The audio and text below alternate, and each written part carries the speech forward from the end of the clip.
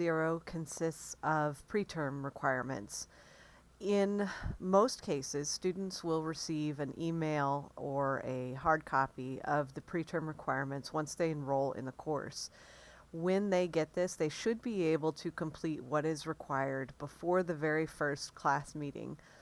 If that's not possible, if they end up enrolling on that day or too close to the start date for them not to be able to complete the material, they still have plenty of time to submit the information within that first module.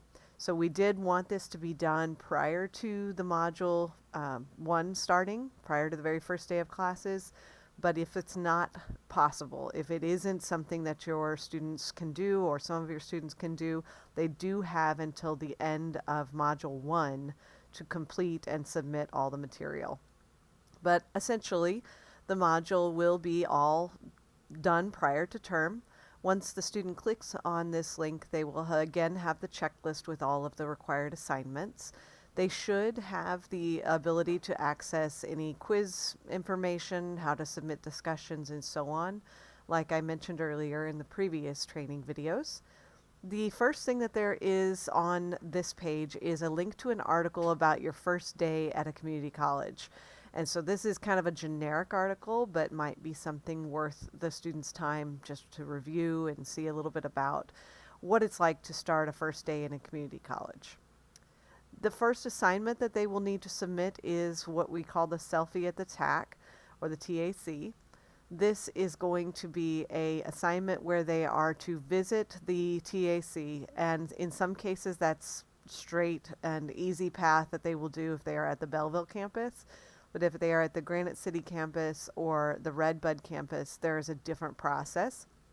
And so hopefully that email that they receive will give them those directions, and it should guide them how to access the TAC from other campuses apart from the Belleville. But for the most part, the process is going to be the same.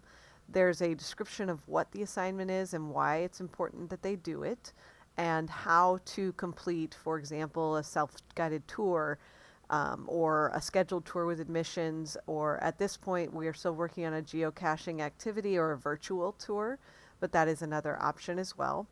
The assignment instructions is for them to go to the TAC, go to the TAC, visit them, go inside, set up their student email if they have not already done so, get access to Blackboard so that they're familiar with how to do that. And then in order to make sure they are actually inside the TAC doing what they need to do, I am asking them to take either a selfie with their TAC, with a TAC staff, or a selfie that is just them sitting at the computers inside the TAC. So the point of that is to get them in there and not just taking a picture of the outside of the TAC. And we want their face in it so that there's not a sharing of a bunch of different photos. Once they've completed the tour and they've taken the selfie, they can submit that image in this folder here. So they want to hold on to it, and there is a note about that in their email that they get when they enroll in the course. But they'll want to hold on to that image until they get into the Blackboard course, and then they would just click on the link and upload the assignment here. So it should be pretty simple for them once they get into the class. They just need to hold on to that photo to that point. The next thing that they're going to do is to print a class schedule. So in most cases, a lot of students go around and look for their class, the physical classroom space that they will be in, but some don't. So it's helpful to get a good idea and become familiar with where each of their classes are. So this is asking for them to print out their instructions for print out their schedule for their classes, and to hopefully know exactly where they're needing to go and to visit those particular rooms. But regardless, they will have the schedule saved and they will submit that schedule here. And I did provide a sample schedule. If I were to enroll in a class, and this is how it would look to my schedule when I printed it out. But if not, they can also have the printing and saving instructions of how to visit the eStorm page and to get their weekly schedule printed and saved to a PDF. And that way they can submit it appropriately. So that is the schedule of classes. Again, this is also due at the end of Module 1. And then finally, the student ID and textbooks. So the closer to the start of the semester, the students should be able to get not only their ID, but their Metro passes.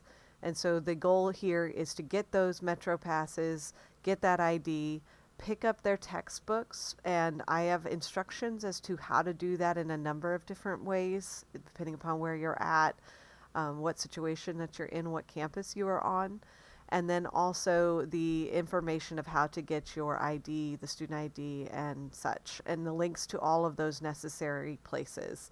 So hopefully this will get them to where they need to go, and I did provide with my own image an example of what this might look like.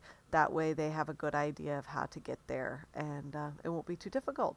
And that's it. That is Module 0.